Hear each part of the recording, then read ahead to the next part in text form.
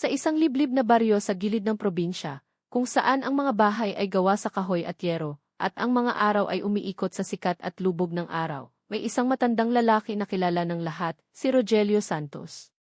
71 taong gulang si Rogelio. Payat ang pangangatawan, sunog sa araw ang balat, at baka sa kanyang mukha ang bawat taon ng paghihirap. Araw-araw, maaga siyang gumigising para magtrabaho, minsan sa bukid, minsan sa konstruksyon, minsan taga-ayos ng sirang bakod o taga-buhat ng sako sa palengke. Hindi siya pumipili ng trabaho. Ang mahalaga sa kanya, may maiuwi siyang kaunting pera at kaunting pagkain para sa nag-iisa niyang anak, si Lina Santos. Si Lina ay 12 taong gulang. Tahimik, masipag sa paaralan, at may mga matang puno ng pangarap kahit kulang sa lahat. Simula nang mamatay ang kanyang ina 5 taon na ang nakalipas, si Rogelio na lang ang mundo niya. At si Rogelio, sa kabila ng kanyang edad at karamdaman, ay nanindigan, hinding-hindi niya pababayaan ang kanyang anak. Kilala si Rogelio sa baryo bilang isang taong tuwid. Kapag may nawawalang gamit, siya ang unang tinatanong. Kapag may kailangang pagkatiwalaan, siya ang huling nagtataksil. Mahirap siya. Pero ang kanyang dangal, hindi kailanman nasangla. Sa kabilang mundo, isang mundong malayo sa putik ng baryo at pawis ng araw, naroon si Adrian Velasco. 56 na taong gulang, isang kilalang bilyonaryo sa industriya ng real estate at transportasyon. May mga gusali siyang tumataas sa mga lungsod, may mga sasakyang dumaraan sa mga kalsadang hindi man lang niya nilalakaran. Para sa marami, si Adrian ang larawan ng tagumpay, kontrolado, matalim, at laging nauuna sa laban. Ngunit sa likod ng salamin ng kanyang mamahaling sasakyan, may isang lalaking bihirang ngumiti, bihirang huminto, at bihirang makakita ng saysay sa mga bagay na hindi nasusukat ng numero. At sa isang araw na tila ordinaryo, isang araw na magsisimula sa pagod at magtatapos sa dugo at dasal, ang landas ng dalawang lalaking ito ay magtatagpo. Bago pa tuluyang lumalim ang kwentong ito, kung ikaw ay nakikinig ngayon at naniniwala na ang kabutihan ay may kapalit, kahit hindi agad, kahit hindi inaasahan, samahan mo kami. I-like mo ang kwentong ito kung naniniwala kang may saysay ang pagiging tapat, ay share kung may kilala kang patuloy na lumalaban kahit kapos. At mag-subscribe dahil ang kwentong ito ay hindi lang tungkol sa isang bilyonaryo at isang matandang mahirap, kundi tungkol sa kung paano binabago ng isang desisyon ang kapalaran ng dalawang buhay. Maaga pa lang ay gising na si Rogelio. Inayos niya ang lumang tsinelas, kinuha ang kanyang sombrero, at hinalikan sa noo si Lina na mahimbing pang natutulog sa banig. Babalik ako bago magdilim, bulong niya. Naglakad siya patungo sa bayan, dala ang pagod ng kahapon at pag-asang baka may magbigay ng trabaho ngayon. Natapos ang maghapon sa pagbubuhat at paglilinis ng mga tambak na kahoy. Nang sa wakas ay makauwi na, papalubog na ang araw. Pinili niyang dumaan sa highway, isang mahabang kalsadang nag-ugnay sa baryo at syudad. Delikado. Pero mas maiksi. Habang naglalakad si Rogelio sa gilid ng daan, may narinig siyang malakas na preno. Isang sigaw ng goma sa aspalto. Isang malakas na dagundong. Isang sasakyan ang tumilapon, umikot at bumangga sa gilid ng kalsada. Nanlaki ang mga mata ni Rogelio. Walang ibang tao sa paligid. Walang ibang sasakyan na huminto. Hindi siya nag-isip. Tumakbo siya papunta sa sasakyan. Basag ang salamin. Umuusok ang makina. Sa loob, may lalaking duguan, halos wala ng malay, si Adrian Velasco. Diyos ko, bulong ni Rogelio. Pilitan niyang binuksan ang pinto. Mabigat ang katawan ng lalaki, pero ginamit ni Rogelio ang lahat ng lakas na natitira sa kanya. Hinila niya palabas si Adrian, iniwas sa sasakyang maaaring sumabog anumang oras. Sir, gising-gising po, paulit-ulit niyang sabi, nanginginig ang kamay. Walang sagot. Sa malayo, may ilaw ng paparating na sasakyan pero hindi ito huminto. Lumipas lang. Tumingala si Rogelio sa langit. Tulungan niyo po ako, bulong niya. Walang ambulansya. Walang telepono si Rogelio. Kaya ginawa niya ang tanging alam niya, binuhat niya ang lalaki, dahan-dahan, hakbang-hakbang, patungo sa maliit na klinika na ilang kilometro ang layo. Pawis, luha, at dugo ang humalo sa damit ni Rogelio habang naglalakad siya sa dilim. Ilang beses siyang muntik bumagsak. Ilang beses siyang napahinto para huminga. Pero sa bawat pagkakataong gusto na niyang sumuko, may isang mukha siyang naaalala, si Lina. Para sa anak ko, para sa anak niya, bulong niya sa sarili. At sa wakas, nakita niya ang ilaw ng klinika. Bumagsak siya sa pintuan, sumigaw ng tulong, at bago pa man tuluyang bumigay ang kanyang tuhod, narinig niya ang tinig ng mga doktor na nagmamadaling lumapit. Nakaligtas si Adrian Velasco. Ngunit hindi pa niya alam kung sino ang nagbuhat sa kanya mula sa pagitan ng buhay at kamatayan. At si Rogelio ay hindi pa rin alam na ang lalaking iniligtas niya ay isang bilyonaryong magpapabago sa takbo ng kanyang buhay. Dito pa lang nagsisimula ang kwento. Nagising si Adrian Velasco sa isang puting silid, may amoy ng gamot at mahinang ugong ng bentilador. Mabigat ang ulo niya at parang may humihigpit na bakal sa dibdib niya sa bawat paghinga. Saglit siyang napapikit muli, saka dahan-dahang nagmulat ng mga mata. Sir, gising na po siya, narinig niyang sabi ng isang nurse. Ilang sandali pa, may lumapit na doktor. Ipinaliwanag nito na kung hindi siya agad na ilayo sa sasakyan at nadala sa klinika, malamang ay hindi na siya umabot. May internal bleeding siya, bali ang ilang tadyang, at malala ang tama sa ulo. Isang oras lang daw ang pagitan ng buhay at kamatayan. Sino ang nagdala sa akin dito? Mahina ngunit malinaw na tanong ni Adrian. Nagkatinginan ang doktor at nurse. Isang matandang lalaki po. Mag-isa. Halos himatayin na rin siya sa pagod. Parang may kumurot sa dibdib ni Adrian na hindi galing sa sugat. Isang matandang lalaki. Mag-isa. Sa gitna ng highway.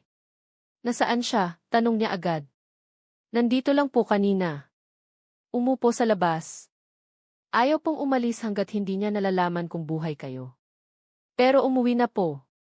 Mukhang pagod na pagod. Napapikit si Adrian. Sa buong buhay niya, sana siyang inililigtas ng pera, mga bodyguard, doktor, teknolohiya. Pero ngayon, isang estranghero na walang kahit anong obligasyon ang tumaya ng sariling lakas at buhay para sa kanya. Alamin ninyo kung sino siya, mariing sabi ni Adrian. Pakiusap. Hindi nagtagal, natunto ng staff ang impormasyon. Isang barangay malapit sa highway. Isang pangalan, Rogelio Santos. Pagkalipas ng ilang araw, nang bahagya ng makalakad si Adrian, pinilit niyang magpunta sa baryong iyon. Tumutol ang mga tao niya, pero hindi siya nakinig. May utang siyang hindi kayang bayaran ng tseke lang. Sa baryo, hapon na.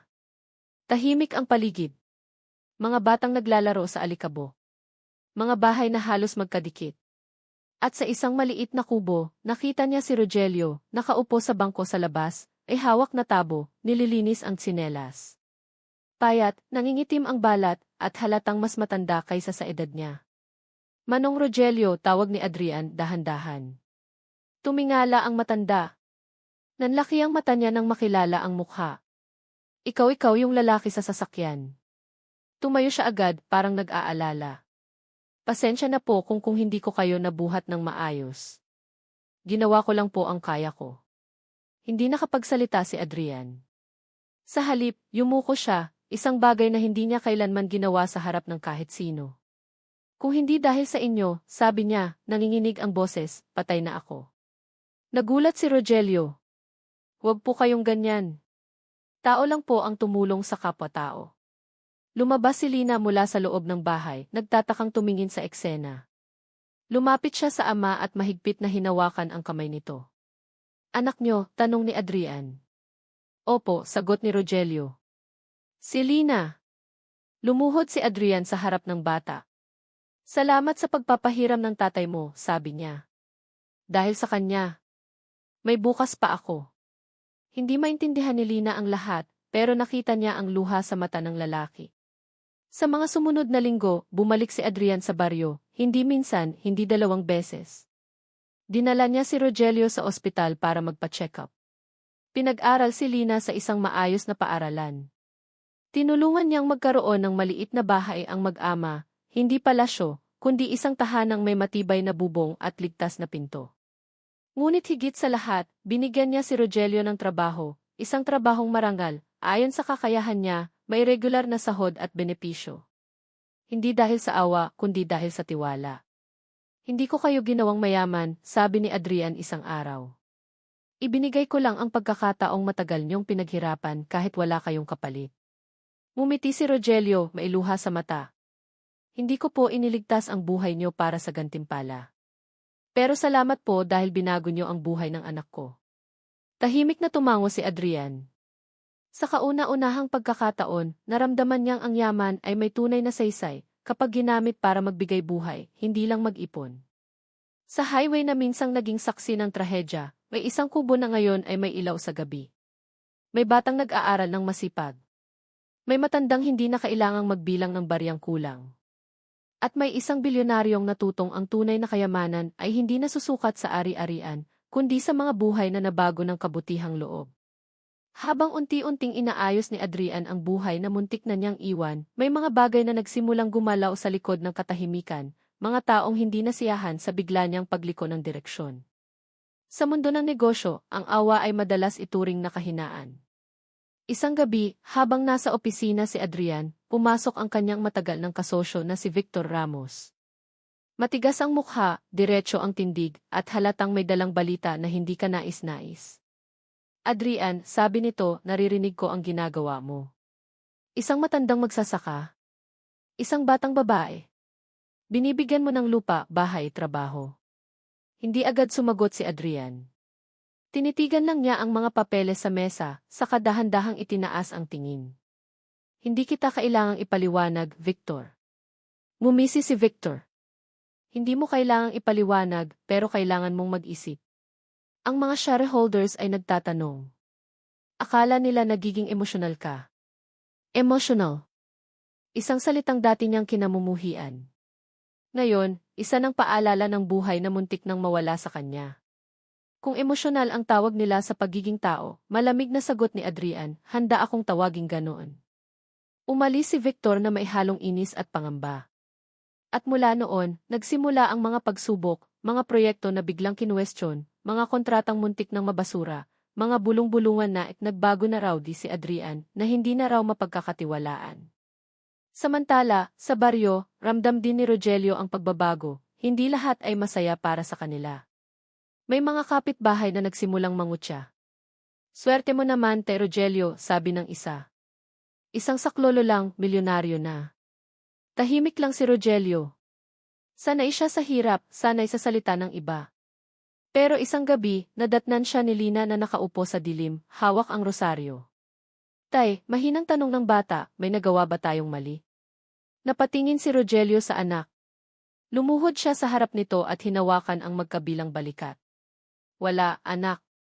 Wala tayong kinuha na hindi atin. Tumulong lang tayo. At ang tulong kapag totoo may bumabalik. Kinabukasan, dumating si Adrian sa baryo, hindi sakay ng mamahaling sasakyan, kundi sa isang simpleng pick-up. Lumapit siya kay Rogelio at ramdam niya agad ang bigat sa balikat ng matanda. May problema, sabi ni Adrian diretsahan. At posibleng madamay kayo. Nagulat si Rogelio. Ako po. Bakit? Dahil sa akin, sagot ni Adrian. May mga taong gustong patunayan na mali ang ginawa ko. At ikaw ang pinakamadaling puntiryahin. Tahimik si Rogelio sandali sa kahuminga ng malalim. Kung iyon po ang mangyayari, haharapin ko. Hindi po ako natatakot. Matagal na po akong nabuhay na walang-wala. Napatingin si Adrian sa kanya at doon niya muling nakita ang dahilan kung bakit siya nabuhay. Hindi ang pera. Hindi ang kapangyarihan. Kundi ang tapang na hindi nabibili. Lumipas ang mga araw. Dumating ang isang investigasyon. May nagreklamo, peking paratang, pinalaking kwento, pilit na ginawang iskandalo ang pagtulong ni Adrian kay Rogelio. Tinawag pa si Rogelio para magpaliwanag. Sa harap ng mga abogado, ng mga dokumento, at ng malamig na tingin ng mga taong sanay manghusga, tumayo si Rogelio, payat, simple, pero tuwid ang likod. Ako po ay isang mahirap na tao, sabi niya. Pero hindi po ako magnanakaw. Hindi po ako humingi. Hindi po ako nanlamang. Kung kasalanan ang pagtulong sa kapwa, handa po akong managot. Tumahimik ang silid. Si Adrian na nakaupo sa dulo ay tumayo rin. Kung may kasalanan dito, mariin niyang sabi, ako iyon. Dahil pinili kong maging tao bago maging bilyonaryo. At sa sandaling iyon, unti-unting gumuho ang mga paratang. Walang sapat na ebidensya.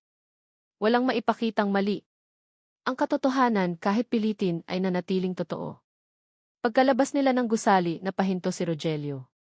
Nanginginig ang kamay niya, hindi sa takot kundi sa pagod. Pasensya na po, sabi niya kay Adrian. Kung ako po ang naging dahilan ng gulo sa buhay niyo. Mahigpit na hinawakan ni Adrian ang balikat niya. Huwag mong sasabihin yan. Ikaw ang dahilan kung bakit ako nabubuhay ng tama. Sa gabing iyon, habang nakahiga si Adrian sa kanyang kwarto, binalikan niya ang araw ng aksidente, ang tunog ng bakal, ang sakit, ang dilim. At pagkatapos, ang mukha ng isang matandang lalaking hindi tumalikod. Sa kabilang dulo ng lungsod, si Rogelio naman ay nakaupo sa tabi ni Lina, tinuturuan siyang magbasa sa ilalim ng ilaw na dati wala sila. At sa pagitan ng dalawang mundong iyon, unti-unting hinuhubog ang isang bagong kapalaran, hindi perpekto, hindi madali, pero totoo. Kung handa ka pa, ipagpapatuloy ko ang kwento, kung paano tuluyang hinarap ni Adrian ang kanyang mundo, at kung anong sakripisyo ang hihingin ang tadhana kapalit ng tunay na pagbabago. Hindi pa tapos ang laban, dahil kapag pinili mong baguhin ang landas, hindi lang ang mundo ang titingin sa'yo, kundi pati ang sarili mong nakaraan ay hahabol. Lumipas ang ilang linggo matapos ang investigasyon. Sa panlabas, tila bumalik na sa normal ang lahat. Nagpatuloy ang mga proyekto ni Adrian, bumalik ang tiwala ng ilan sa mga investors, at unti-unting tumahimik ang mga bulong-bulungan. Pero sa loob niya, may isang bagay na hindi na muling bumalik sa dati, ang katahimikang walang pakialam. Madalas na siyang bumisita sa baryo. Hindi para magpakitang tao, hindi para magbigay ng pera, kundi para makinig. Umuupo siya sa bangkong kahoy sa harap ng bahay ni Rogelio, nakikinig sa mga kwento ng matatanda, sa tawanan ng mga bata, sa simpleng tunog ng buhay na dati hindi niya pinapansin. Isang hapon, nadatnan niya si Rogelio na mag-isa, nag-aayos ng mga tanim sa maliit na lupa na ibinigay niya. Adrian, tawag ng matanda nang marinig ang yabag ng paa. Halika, tingnan mo to. Lumapit si Adrian. May maliit na punla ng mangga sa harap nila. Ilang taon pa bago mamunga, sabi ni Rogelio, habang tinatabunan ng lupa ang ugat. Pero hindi bale. Hindi naman lahat ng itinatanim tayo ang umaani. Natigilan si Adrian. Parang tinamaan siya ng mga salitang iyon nang mas malalim kaysa sa anumang lecture sa boardroom. Ganon ba ang buhay para sa'yo, Tay? Tanong niya. Ngumiti si Rogelio. Matagal ko nang tinanggap yan. Ang mahalaga, may itinanim kang mabuti. Sa gabing iyon, bumalik si Adrian sa lungsod na may dalang mabigat na pasya. Sa unang pagkakataon, pinatawag niya ang buong board, hindi para pag-usapan ang tubo, kundi ang direksyon. Gusto kong baguhin ang paraan ng paggawa natin, direkta niyang sabi. Mas maraming proteksyon sa mga manggagawa. Mas maayos na pasahod. Mas malinaw na pananagutan kapag may aksidente. Nagkatinginan ang mga kasapi ng board. Si Victor ang unang nagsalita. Malaki ang gastos niyan, malamig niyang sabi. Bababa ang kita. Tama, sagot ni Adrian. Pero tataas ang halaga ng buhay. Hindi iyon madaling tinanggap. May mga umalis. May mga nagbanta. May mga nagsabing sinisira niya ang imperyong binuo niya. At sa bawat pagtutol, mas lalong naging malinaw kay Adrian na may mga bagay na mas mahalaga kaysa manatiling nasa tuktok. Samantala, sa baryo, unti-unting nagbabago rin ang tingin ng mga tao kay Rogelio. Ang dating inggit ay napalitan ng respeto. May mga lumalapit para humingi ng payo, hindi pera. Isang gabi, habang pinapatulog ni Rogelio si Lina, biglang nagtanong ang bata. Tay, si Kuya Adrian po ba, babalik pa? Tumigil si Rogelio sa pagkukwento. Babalik yon, anak. Pero kahit hindi, sapat na ang ginawa niya. Bakit po, tanong ni Lina, inosente ang mga mata. Dahil tinuruan niya akong hindi pala kasalanan ang tumanggap ng kabutihan, sagot ni Rogelio. At tinuruan ko naman siyang hindi sayang ang paggawa ng tama. Sa lungsod, isang balita ang biglang yumanig sa pangalan ni Adrian. Isang lumang kaso, aksidente sa isang proyekto, maraming taon na ang nakalipas, ang muling binuksan. May mga pamilyang lumantad, may mga sugat na muling nagdugo. At sa gitna ng lahat ng iyon, isang dokumento ang lumabas, may pirma ni Adrian. Isang pahinang matagal na niyang kinalimutan, pero ngayon ay malinaw na ebidensya ng pananahimik niya noon. Tinawagan niya si Rogelio kinagabihan. Tay, mahina niyang sabi, oras na para harapin ko ang pinakamabigat. Tahimik ang kabilang linya sandali. Kasama mo ako, sagot ni Rogelio. Hindi bilang saksi. Bilang tao. Sa araw ng pagdinig, ang bulwagan. Media, abogado, galit, luha. Tumayo si Adrian sa harap ng lahat, wala ang yabang ng isang bilyonaryo, tanging pagod at katapatan. Ako po ay nagkulang, malinaw niyang sabi. Pinili kong manahimik noon. At sa pananahimik kong iyon, may mga buhay na nasaktan. Handa akong managot. May bulungan. May sigawan. May mga luhang pumatak. At sa likod ng bulwagan, nakaupo si Rogelio, tahimik, magkasamang nakapulupot ang kamay, nagdarasal. Hindi alam ni Adrian kung ano ang kahihinatnan. Hindi niya alam kung ano ang mawawala. Pero sa unang pagkakataon, hindi na siya natatakot. Dahil anuman ang kunin ng mundo, may isang bagay na hindi na nito mababawi, ang pagiging totoo niya sa sarili. At dito pa lang lalo pang bumibigat ang kwento dahil ang susunod na desisyon ni Adrian ay magbabago hindi lang ng kanyang buhay, kundi ng kinabukasan ng marami. Lumipas ang ilang araw matapos ang pagdinig at tila mas mabagal ang ikot ng mundo para kay Adrian. Hindi pa tapos ang desisyon ng korte, ngunit malinaw na sa kanya na anuman ang maging hatol, may mga bagay nang hindi na maibabalik at may mga bagay na ngayon lang niya tunay na natagpuan. Sa baryo, patuloy ang tahimik na buhay ni Rogelio at Lina. Hindi na marangya ang umaga, pero mas payapa. Gumigising si Rogelio ng maaga, naglalakad sa bukid, nag-aalaga ng tanim. Si Lina na may pumapasok sa paaralan na may baong pag-asa, hindi na takot mangarap, hindi na nahihiyang magsabi ng gusto niyang maging guro balang araw. Isang hapon, habang nag-aayos si Rogelio ng bakod, may dumating na sasakyan sa harap ng kanilang bahay. Hindi ito mamahalin. Hindi rin ito marangya. Bumaba si Adrian, mag-isa, may hawak na maliit na supot ng prutas. Tay, bati niya, may ngiting pagod pero totoo. Tumango si Rogelio. Akala ko abala ka. Abala, sagot ni Adrian. Pero may mga bagay na mas mahalagang harapin. Umupo sila sa lilim ng puno. Tahimik muna. Walang nagmamadali. Anong mangyayari sa'yo? Tanong ni Rogelio sa huli. Huminga ng malalim si Adrian. Hindi ko alam. Pero handa na ako. Kung may multa, magbabayad. Kung may kulong, haharapin. Hindi ko na kayang tumakas. Umiti ang matanda, hindi sa tuwa kundi sa pag-unawa. Ang tapang ay hindi kawalan ng takot, sabi niya. Ang tapang ay pananatili kahit natatakot ka. Ilang linggo pa ang lumipas.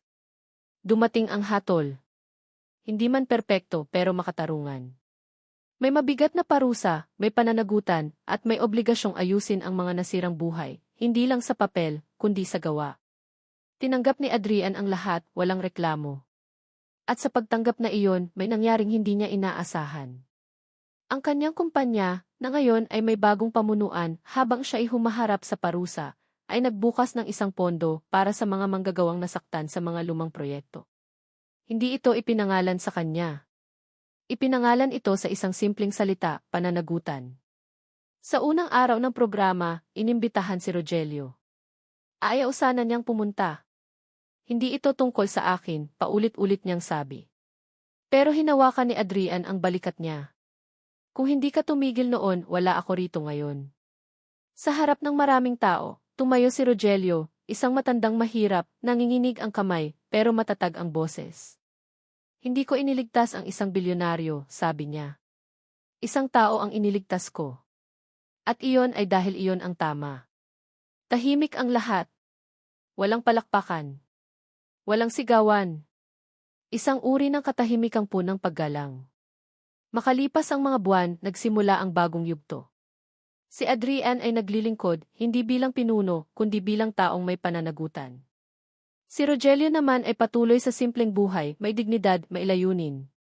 Isang gabi, habang magkasamang nakaupo sina Rogelio at Lina sa harap ng bahay, nagtanong ang bata, Tay, ano po ang pinakamahalagang bagay sa buhay? Tumingala si Rogelio sa bituin. Ang gumawa ng tama, kahit walang nakakakita. Sa malayo, sa loob ng isang maliit na silid, nakaupo si Adrian, nagbabasa ng liham na isinulat ni Lina, punang pasasalamat, punang pangarap. Umiti siya, tahimik. Sa unang pagkakataon, kahit wala sa kanya ang kayamanan, pakiramdam niya ay mas mayaman siya kaysa dati. At dito muna tayo huminto, dahil may isa pang desisyon si Adrian na hindi pa niya sinasabi, at isang pangarap si Rogelio na ngayon lang niya lalakasang banggitin. Kinabukasan, dumating ang liham na matagal nang inaasahan ni Adrian. Hindi ito galing sa korte. Hindi rin mula sa mga abogado. Isa itong simpleng sobre, walang tatak ng kumpanya, walang pirma ng kapangyarihan, kundi sulat kamay na agad niyang nakilala. Kay Adrian, hindi ko alam kung paano magsimula. Tinuruan mo akong magsulat ng tuwid, kaya susubukan kong tuwirin din ang sasabihin ko. Sabi ni tatay, huwag daw akong matakot mangarap. Sabi ko sa kanya, gusto kong maging guro balang araw, para may batang matutong maging tapat kahit mahirap. Salamat po, hindi dahil ginawa niyo kaming mayaman, kundi dahil pinakita niyo na ang isang tao ay pwedeng magbago kahit huli na. Lina. Matagal na nakatitig si Adrian sa sulat. Hindi niya alam kung bakit nanginginig ang kamay niya. Hindi ito tulad ng mga kontratang pinirmahan niya noon, walang halagang nakasaad, walang kapalit. Pero mas mabigat ang laman. Sa parehong araw, sa baryo, tahimik na nagwawali si Rogelio sa bakuran. Hindi pa rin siya sanay na may mga taong bumabati sa kanya na may paggalang na dati hindi niya nararanasan.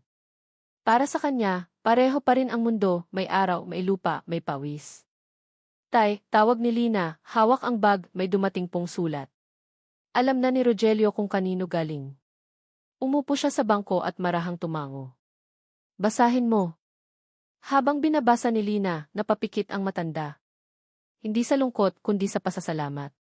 Sa loob ng maraming taon, akala niya itapos na ang silbi niya sa mundo, na ang pagiging tapat ay tahimik na kamatayan sa kahirapan. Pero mali siya. Makalipas ang ilang linggo, dumalaw muli si Adrian. Hindi na bilang bisita lang. May dala siyang balita at isang kahilingan.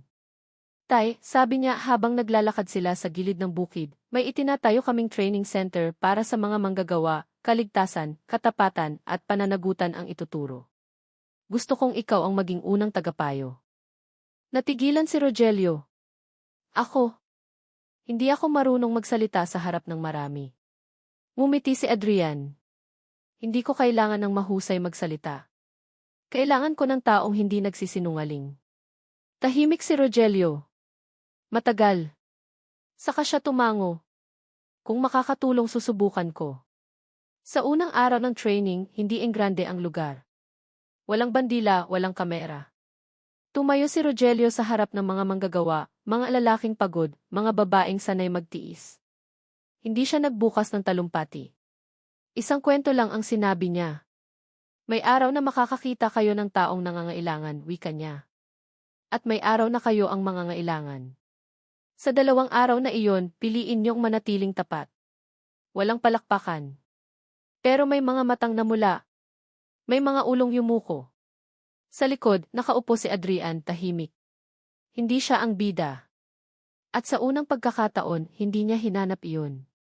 Sa gabi ring iyon, nag-iisa si Adrian sa silid na pansamantala niyang tinutuluyan.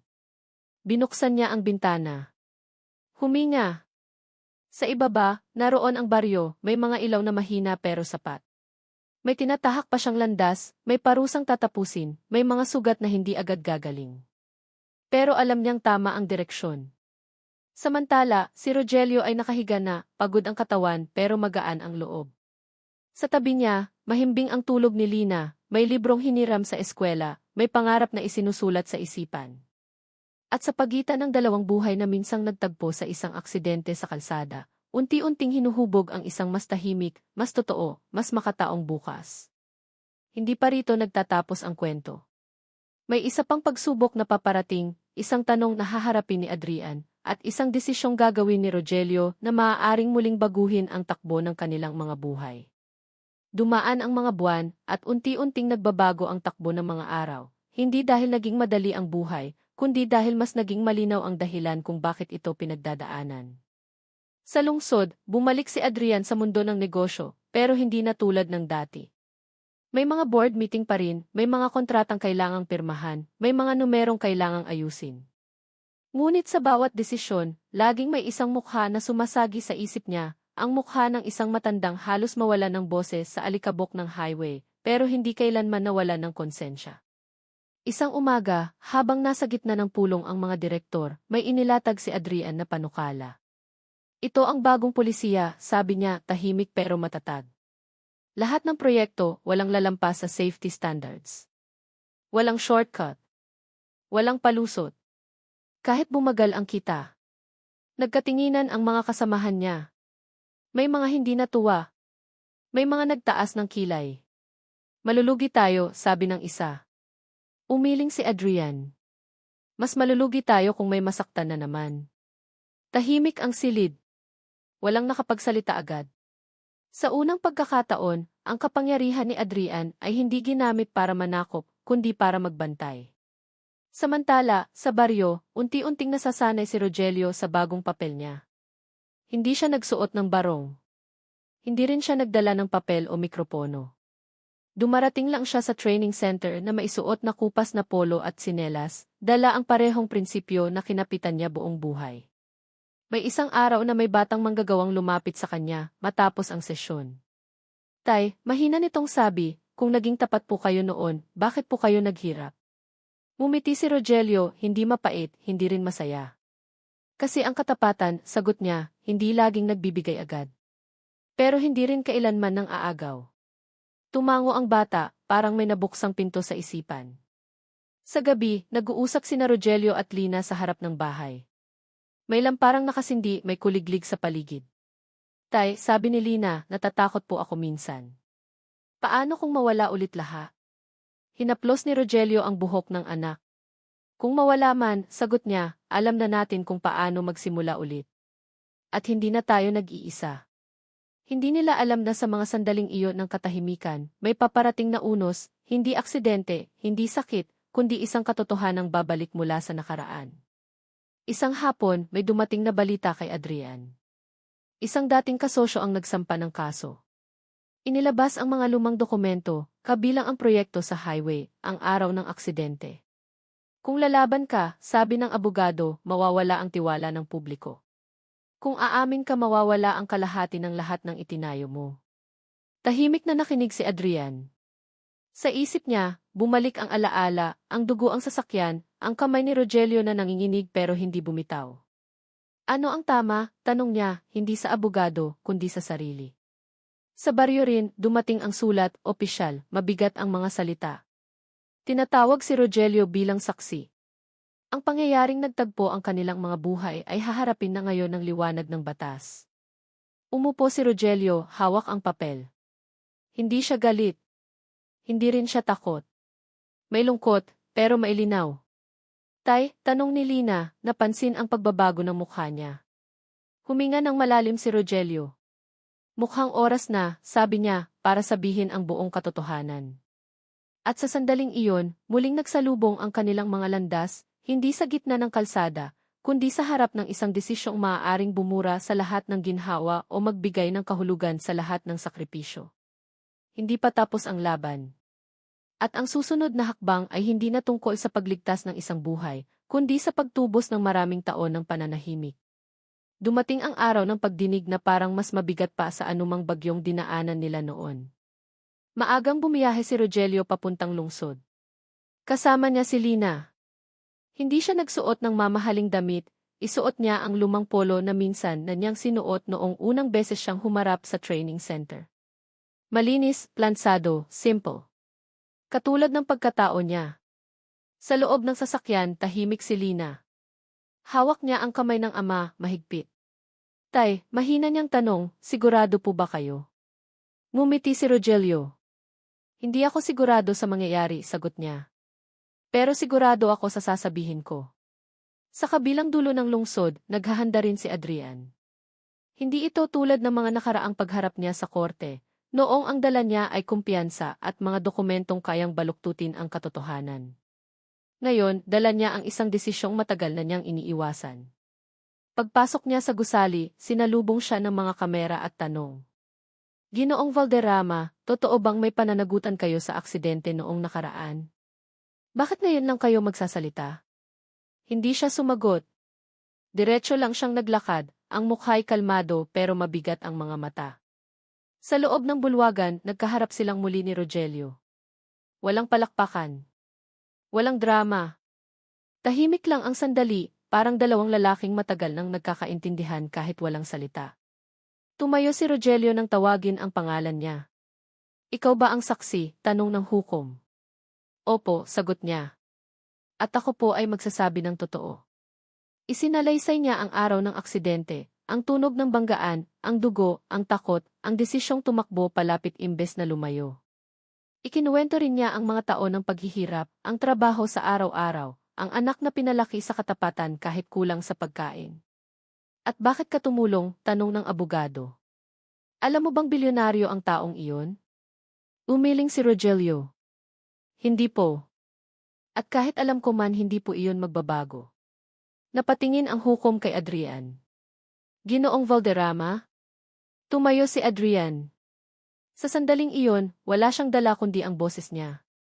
Ako po ang may-ari ng kumpanyang may pananagutan, malinaw niyang sabi. At ako po ay umiiwas sa katotohanan sa loob ng maraming taon. Nag-iba ang ihip ng hangin sa silid. Bakit ngayon? Tanong ng hukom. Huminga ng malalim si Adrian. Dahil may isang matandang lalaking walang dahilan para tumulong pero tumulong pa rin. At kung may isang taong kayang iligtas ang buhay ko ng walang kapalit, wala na akong dahilan para iligtas ang sarili ko sa kasinungalingan. Tahimik ang bulwagan. Si Lina ay umiiyak ng hindi namamalayan. Hindi dahil sa takot, kundi dahil sa unang pagkakataon, nakita niyang ang mundo ay maaaring yumuko sa katotohanan. Lumabas ang desisyon makalipas ang ilang linggo. May pananagutan si Adrian. May multa. May proyektong ipinasara. May mga kasosyong umurong.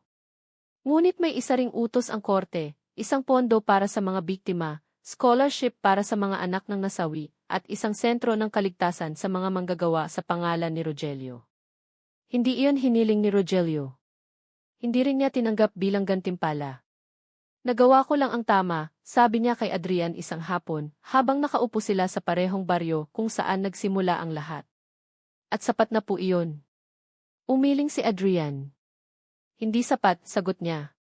Dahil may mga buhay na nabago dahil sa'yo. At may isang buhay, ang akin, na tinuruan mong mabuhay ng tama. Tahimik silang nagmasid sa dapit hapon. Si Lina ay nag-aaral sa loob ng bahay, may liwanag na hindi niya kailanman naranasan noon. Hindi pa tapos ang kwento. Dahil ang tunay na pagbabago ay hindi nasusukat sa yaman o titulo, kundi sa kung paano mo haharapin ang susunod na araw kapag wala ng palusot ang konsensya. At ang susunod na araw ay paparating pa lang.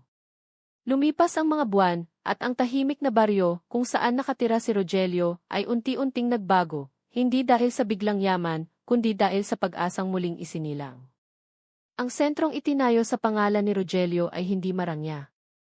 Isang simpleng gusali lamang na may malinaw na layunin, kaligtasan at dignidad para sa mga manggagawa. Araw-araw, may mga taong pumapasok doon, mga lalaking pagod, mga inang may takot sa kinabukasan ng asawa, mga kabataang unang beses hahawak ng trabaho. At sa bawat isa, iisa ang mensahe, ang buhay ay mahalaga. Si Rogelio, kahit inalok ng mas malaking papel, ay nanatiling simple. Tuwing umaga, maaga pa rin siyang gumigising. Nagwawalis ng bakuran. Nagkakape sa parehong tasa. Hindi siya natutong magbilang ng milyon, pero natuto siyang magbilang ng mga ngiting bumabalik sa baryo. Si Lina naman ay patuloy na nag-aral. May mga gabing mahirap pa rin, may mga araw na pagod. Pero sa bawat pahina ng librong binubuklat niya, dala niya ang aral ng ama, na ang dangal ay hindi kailanman nabibili at ang kabutihan ay may sariling paraan ng pagbabalik. Si Adrian Valderrama ay tuluyang bumitaw sa mga kasosyong ayaw humarap sa katotohanan. Ibinenta niya ang ilang ari-arian, isinara ang mga proyektong walang konsensya, at sinimulan ang mga programang hindi agad kikita, pero magliligtas ng buhay. Hindi lahat ay pumalakpak. Marami ang tumalikod. Ngunit sa unang pagkakataon, nakatulog siya ng mahimbing. Isang hapon, muling nagtagpo sina Adrian at Rogelio sa gilid ng kalsadang minsang pinangyarihan ng aksidente. Tahimik ang lugar. Walang kamera. Walang saksi. Kung babalikan mo ang araw na iyon, tanong ni Adrian, gagawin mo pa rin ba? Mumiti si Rogelio, tiningnan ang kalangitan na nagiging kahel. Hindi ko po iyon tinatanong sa sarili ko. Dahil kapag may nangangailangan hindi na dapat nagdadalawang isip. Tumango si Adrian. Salamat. Hindi na sila nag-usap pa. Hindi na kailangan.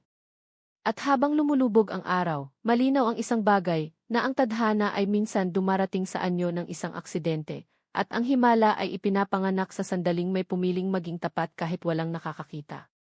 Sa isang mundo na sanay sukatin ang halaga sa pera, may isang matandang dukha ang nagpaalala na ang tunay na yaman ay ang lakas ng loob na gawin ang tama. At doon nagtapos ang kanilang kwento, hindi sa palakpakan, kundi sa katahimikang puno ng kabuluhan. Merry Christmas!